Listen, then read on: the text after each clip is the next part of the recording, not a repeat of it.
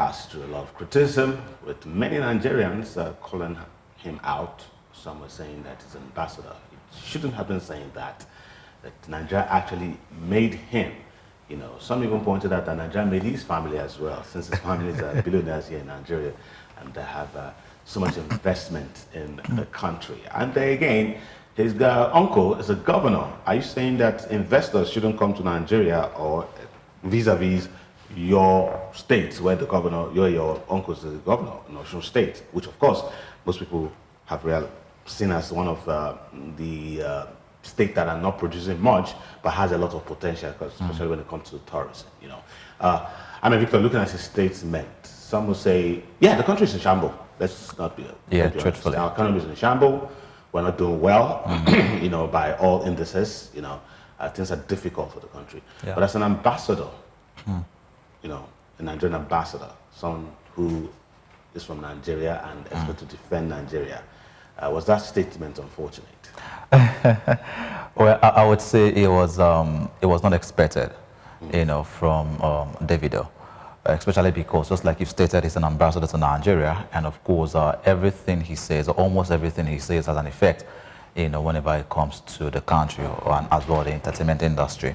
And so, words that comes out from the mouth of Davido, especially when it concerns our country, the economy of Nigeria, could be taken with very, very high regard in that context. And so that is where the big issue is. Did he say the truth? Yeah, the country, we're experiencing our challenges at the moment, and you know, it is quite difficult to want to encourage anyone to come on board, because it seems like the policies are not even favorable to investors to come in. But some will also argue that some of these investors coming in could also help boost our economy. And so one would have expected that a Davido could have encouraged, you know, investors to come invest in Nigeria, maybe certain industries. Yeah, in as much as the country, the economy of the country is in shambles, I believe that there are still certain industries that once you tap into it, there are possibilities that we can thrive in those regards. For instance, maybe the tech sector, you know, that needs more investment now. We have foreign investors coming on board. Just maybe, we could have, you know, we could have a boom in that regards, because we have investors coming in that particular regards. But saying to investors who are considering to come to the country to invest, you know, and telling them, hey, stay back where you are. Our economy is in shambles right now. You know, it's basically, now you might have spoken to one person, but it's going to have an effect on, you know, on hundreds of people, or even thousands, if not millions of people. Would you say it's a lost opportunity from Davido? Because as you mentioned earlier, truly, he's a very influential person. Yeah.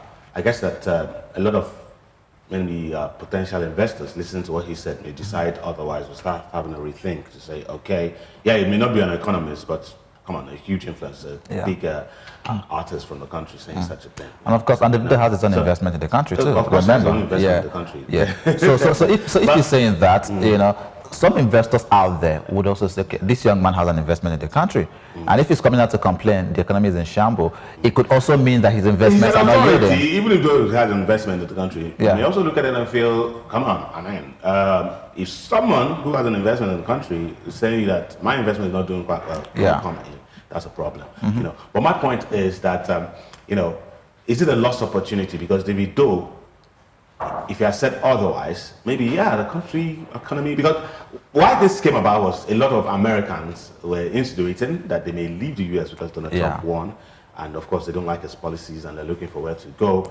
You know, I mean, is that a lost opportunity of saying, oh, come to my country if you guys are interested? Yeah, we have one or two issues, challenges, but I mean, as time goes on, we'll get back. But it's a wonderful country, best weather, you know, best kind of people. Because apart from the economy, we are actually the best kind of people. We are wonderful people. Truly. You know, you can barely hear any foreigner coming to the country to say, oh, somebody harassed them. In fact, foreigners coming to the country and overload it.